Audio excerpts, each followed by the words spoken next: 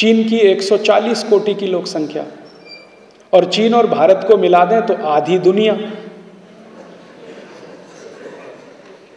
140 कोटि और 103 कोटि तो 243 कोटि हो गया, लगभग आधी दुनिया हो गई।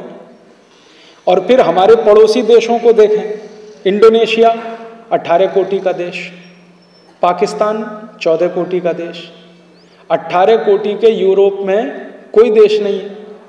मैंने आपसे कहा ना, यूरोप का सबसे बड़ा देश है जो ब्रिटेन और फ्रांस और जर्मनी 6-6, 7-7 कोटि से नीचे के हैं, लेकिन एक ही देश है 18 कोटि का, इंडोनेशिया, फिर मलेशिया, फिर फिलीपींस, फिर थाईलैंड, फिर ये सब देश।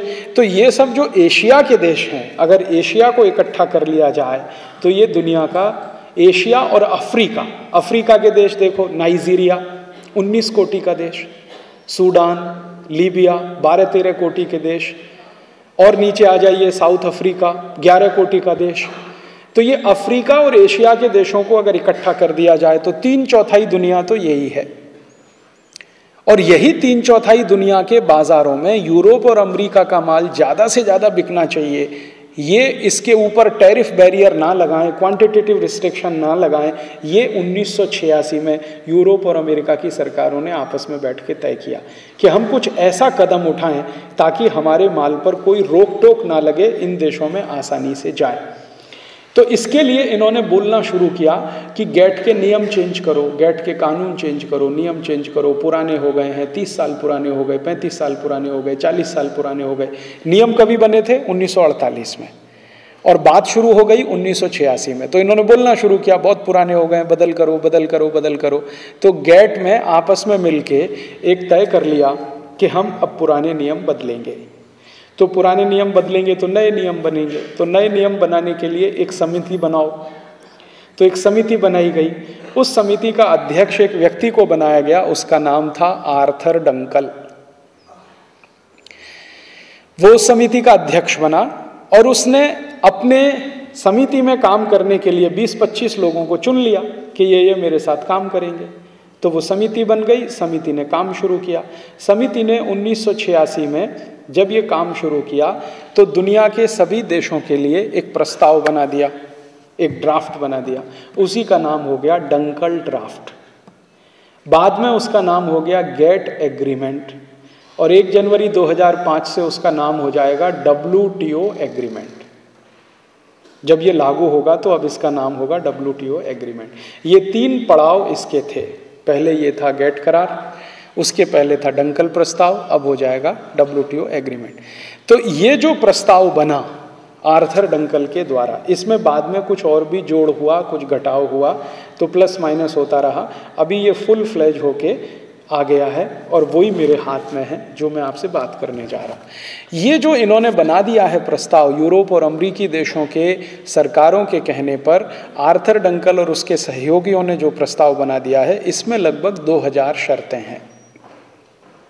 और इसकी शर्तें बड़ी विचित्र विचित्र हैं, आप सुनकर आश्चर्य करेंगे। इस प्रस्ताव पर हस्ताक्षर भारत सरकार ने किया 15 दिसंबर 1994 को। भारत के बाद इस पर हस्ताक्षर किया अमेरिका ने। हाँ, एक बात जो किसी के ध्यान में नहीं है, गेट करार पर, डंकल प्रस्ताव पर, WTO एग्रीमेंट पर भारत सरकार ने पहले हस्ताक्षर किया है, अमेरिका ने उसके बाद किया है। और अमेरिका के बाद यूरोप के देशों ने किया है। सबसे बाद में इस पर हस्ताक्षर करने वाला सबसे बड़ा देश है चीन। चीन ने अभी मुश्किल से 2 साल पहले इस पर हस्ताक्षर किया है। भारत ने तो 1994 में किया, अमेरिका ने 1995 में किया, यूरोप के देशों ने 1996 के बाद में किया। अच्छा, आपके मन में प्रश्न आ सकता है कि भारत ने पहले हस्ताक्षर किया, अमेरिका ने बाद में क्यों किया? अमेरिका के मन में पहले से एक बहुत बड़ी साजिश थी, योजना थी चोरी करने की, बेईमानी करने की, इसलिए उसने भारत को पहले प्रेशराइज किया, तुम हस्ताक्षर कर दो। जब भारत की ओर से यह बात अमेरिका की तरफ कही गई कि भाई आप भी तो करो, तो उन्होंने कहा हम तो कर देंगे, तुम पहले कर दो। हाँ, हम तो कर देंगे। और भारत की सरकार इसमें फंस कैसे गई हस्ताक्षर पहले करने में?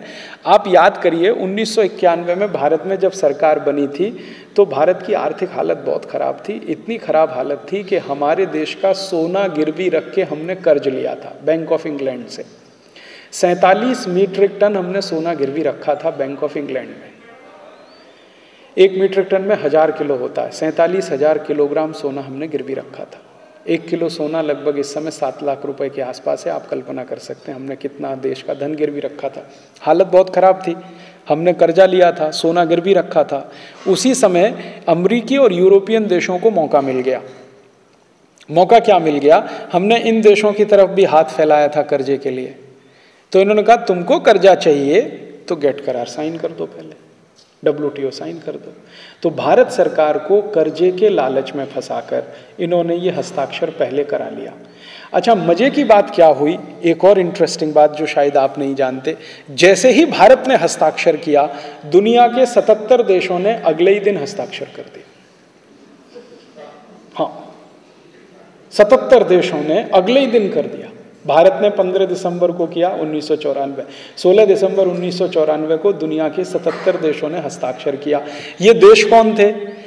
Indonesia, Malaysia, Philippine, Sri Lanka, Bangladesh, Pakistan, Nigeria, Kenya, Somalia, Ethiopia, south Africa, ये सब देशों ने किया। जब इन देशों से ये पूछा गया कि तुमने हस्ताक्षर क्यों किया, तो उन्होंने कहा जी भारत ने किया तो हमने कर दिया। हाँ, बिल्कुल स्पष्ट उनका यही कहना था, जी भारत ने किया तो हमने कर दिया। तो भारत ने क्या किया और तुमने क्यों किया? तो वो कहते थे जी भारत सरकार ने किया है तो कुछ सोच समझ के ही किया होगा, हमको इसमें सोचने की भी फुर्सत नहीं है, जरूरत भी नहीं है। अच्छा, इन सब देशों ने ये जो कहा इसमें उनका कोई दोष नहीं है। कारण क्या है कि ये जो 77 देश थे ना, इनका लीडर था भारत। हाँ, ये देशों को दुनिया में कहा जाता है G77। तो ये जो G77 थे, इनका था लीडर भारत। 94 में भारत G77 का अध्यक्ष था, प्रेसिडेंट था। तो जब प्रेसिडेंट ने साइन किया तो नीचे मेंबर तक सबने साइन कर दिया। इन्होंने ना सोचा ना विचारा कि हमको क्या होगा, हमको क्या होगा, हमको क्या होगा। उन्होंने क्या कहा, जो भारत को होगा वो हमको होगा, ऐसा हो गया। बाद में G77 के देशों के कुछ लोगों ने जब इसको देखना, पढ़ना, समझना शुरू किया तब उनको लगा कि ये तो बहुत बड़ा धोखा हो गया। और अब यही G77 में 25-26 ऐसे देश हैं जो गेट को रद्द करने के लिए अभियान चला रहे हैं। उनमें एक है सोमालिया, एक है इथियोपिया, वेस्ट इंडीज बहुत छोटा सा देश है, देश नहीं कहना चाहिए, द्वीपों का समूह है वेस्ट इंडीज, वो बहुत बड़ा अभियान चला रहा है गेट को रद्द होना चाहिए। और लास्ट कॉन्फ्रेंस जब हुआ था गेट का तो सबसे बड़ा विरोध उन्होंने ही किया था, वेस्ट इंडीज के प्रतिनिधियों ने। अब वो कह रहे हैं कि भाई धोखा हो गया, हमने देखा नहीं, हमने सोचा नहीं, समझा नहीं, हम तो भारत के ऊपर निर्भर थे, भारत की सरकार ने भी ना देखा ना सोचा ना समझा, साइन कर दिया। भारत की सरकार का प्रॉब्लम क्या था? Beggars have no choice, sign करो। हमको कर्ज लेना है तो कर्ज की शर्त लगा दी उन्होंने, शर्त लगा दी तो ये साइन कर लिया। अब जब भारत ने हस्ताक्षर कर दिया उसके बाद अमेरिका ने हस्ताक्षर किया, क्यों वो आपको मैं बताता हूं। अमेरिका ने क्या किया कि जैसे ही हस्ताक्षर हुआ उसके तुरंत बाद अमेरिका ने अपना संविधान में परिवर्तन कर लिया, अमेरिकन कॉन्स्टिट्यूशन में उन्होंने चेंज किया।